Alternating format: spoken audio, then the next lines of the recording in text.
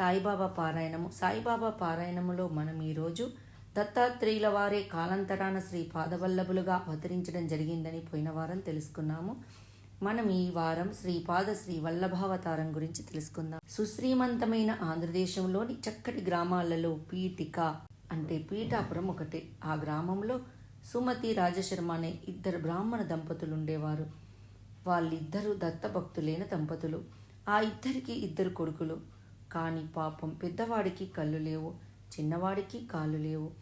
ఆరోగ్యవంతమైన తమ కడుపున అలాంటి అవిటి బిడ్డలు పుట్టినందుకు బాధపడ్డప్పటికీ సర్వం దైవాధీనం, పూర్వకర్మాధీనంగా వారు భావించేవారు. వారి భక్తికి మెచ్చిన శ్రీ గురుదత్తుడు ఒకానొక అమావాస్య నాటి అపర్ణాహ వేళ బ్రాహ్మణ వేషంలో వారింటికి పిచ్చానికి వస్తాడు. తానెవరో తెలియకపోయినా తన పరంగానే తన వేషానికి వారు చూపించిన ఆదరాభిమానాలకు ముగ్ధుడైన అత్రినందనుడు వాళ్ళకి తన నిజ రూపాన్ని ప్రదర్శించి ఏదైనా వరం కోరుకోమన్నాడు. అన్ని అవయవాలు బాగున్నవాడు, ఆరోగ్యవంతుడు, దత్తాత్రేయుడంతటి గొప్పవాడు అయిన కొడుకును అనుగ్రహించమన్నారు దంపతులు. వరమిచ్చాడు వరదుడు. కానీ తనంతటి వాడు పుట్టడం ఎలా? తనకు తానే పుట్టాలే గాని తనంతవాడు మరొకడు కలడా కదా. అందువల్లనే శ్రీ దత్తాత్రేయుడు తన అంశతో ఆ దంపతులకు అవతరించదలిచాడు.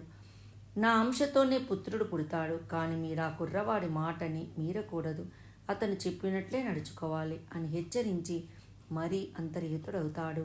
అనంతరం యుక్తకాలంలో సుమతి గర్భవతి అయి భాద్రపద చవితి నాడు మగబిడ్డను ప్రసవిస్తుంది.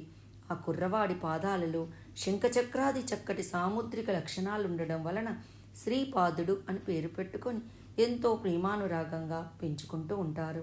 దత్తావతారుడైన శ్రీపాదుడు చిన్నారి చిరుతప్రాయంలోని శృతి స్మృతాదులన్నింటినీ పఠించి ధారణ చేశాడు. 16 ఏళ్ల వయసు రాగానే తల్లిదండ్రులు అతనికి పెళ్లి చేయాలనుకున్నారు. కానీ మానవకాంతని మనవాడనని తపోభూములకు తరిలిపోయేందుకు అనుమతిమ్మని అడిగాడు.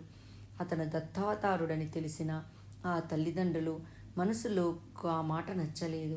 కానీ అతనికి ఎదురు రాకూడదు కనుక, అబ్బాయి, నీ తన్నలిద్దరూ అవిటివాళ్ళు అని నీకు తెలుసు కదా, నువ్వైనా మా అండనుండకపోతే మా ముసలితనమిలా వెళ్ళదీయాలి అని ప్రశ్నించారు. వెంటనే శ్రీపాదుడు తన యోగామృత దృష్టులను అన్నల మీద ప్రసరింపచేశాడు.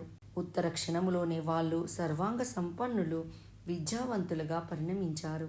తల్లిదండ్రుల బాధ్యత తన అన్నలకు అప్పగించి అమ్మా నాన్నల అంగీకారాన్ని పొంది శ్రీపాదుడు యోగాభ్యాస విధిరీత్యా శ్రీవల్లభుడని ఉపనామాన్ని స్వీకరించి ఇల్లు వదిలి దేశాటనకై కదిలాడు. కొన్నాళ్లకు కృష్ణా తీరంలోని కురుపురం చేరాడు.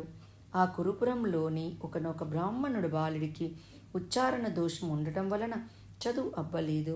విద్యా విహీనతల వల్ల మాంజన్ అలవడింది. కొడుకు గురించి బెంగతో తండ్రి మరణించాడు. మిగిలిన తల్లి భిక్షాటన చేస్తూ అప్రయోజకుడైన కొడుకును పోషించుకుంటూ ఉంది. కానీ సాటివారి సూటిపోటి మాటలు పడలేక ఆ తల్లి కొడుకులిద్దరూ ఆత్మహత్యకు సిద్ధపడి కృష్ణా నది చేరారు. అదే సమయానికి వారి పూర్వ పుణ్యవశాన శ్రీపాద వల్లభుడు స్నానార్థమై ఆ నదికి రావడం తటస్థించింది. ఆత్మహత్య చేసుకోబోతున్న ఆ తల్లి కొడుకులను ఆ మహాత్ముడు వారించాడు. వారి కష్టగాథను విన్నాడు. పరమదయాళులైన శ్రీవల్లభుడు అస్తమస్తక సంయోగ మాత్రం చేత ఆ కుమారుని సద్వోచోశీలగా మార్చాడు. అంతేకాదు, ఆ మాతృమూర్తి కోరిక మీదట మరుజన్మలో ఆమెకు తాను కుమారుడనవుతానని వాగ్దానం చేశాడు. అందుకు గాను శివప్రదోష వ్రతాన్ని ఆచరించవలసిందిగా ఆదేశించాడు. ఈ రోజటితో సాయిబాబా పారాయణం సమాప్తము. నెక్స్ట్ వారం మనము రజకుడిని అనుగ్రహించట తెలుసుకుందాము. ఈ వీడియో మీకు నచ్చినట్టయితే లైక్ చేయండి, కామెంట్ చేయండి, సబ్స్క్రైబ్ చేయండి. నోటిఫికేషన్ల కోసం పక్కనే ఉన్న బెల్ ఐకాన్ క్లిక్ చేయండి. Thank you.